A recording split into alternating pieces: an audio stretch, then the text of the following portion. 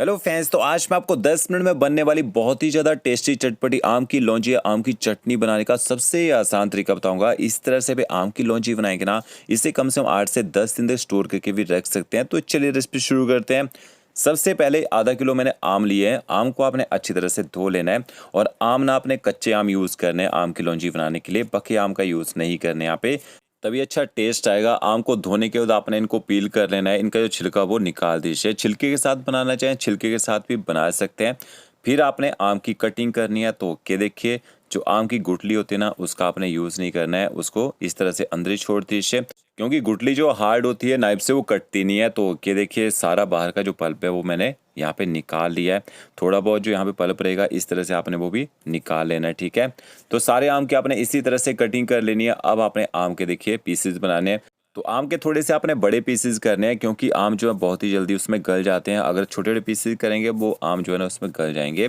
तो के देखिए सारे आम की मैंने कटिंग कर ली है। इसके बाद आपने कढ़ाई लेनी है, उसमें थोड़ा सा ऑयल ऐड कीजिए। सरसों के तेल में बनाना चाहिए, सरसों के तेल में बना सकते हैं, किसी वेजिटेबल ऑयल में आप इसको बना सकते हैं।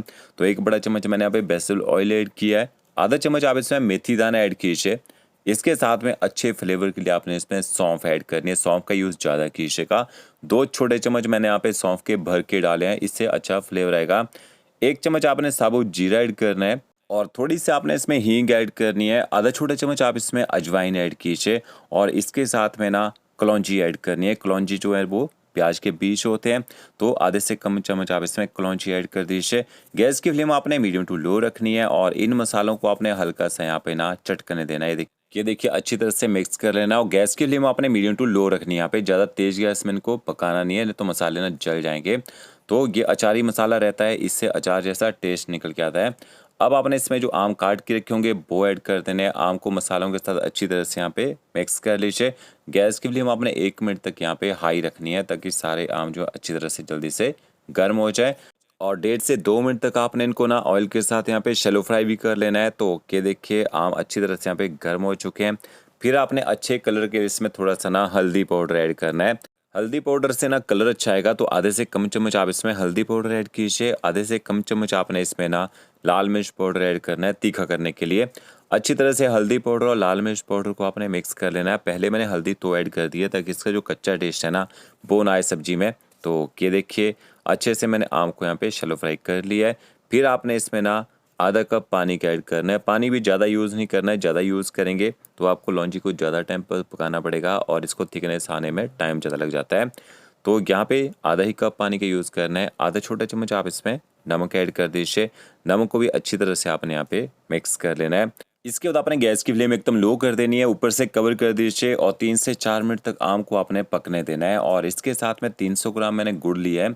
आधा किलो आम लिए थे, 300 ग्राम गुड़ का यूज़ करेंगे यहाँ पे। गुड़ का यूज़ तो ज़्यादा करते हैं ताकि आम का जो खट्टा टेस्ट है ना वो बैलेंस में आ जाए।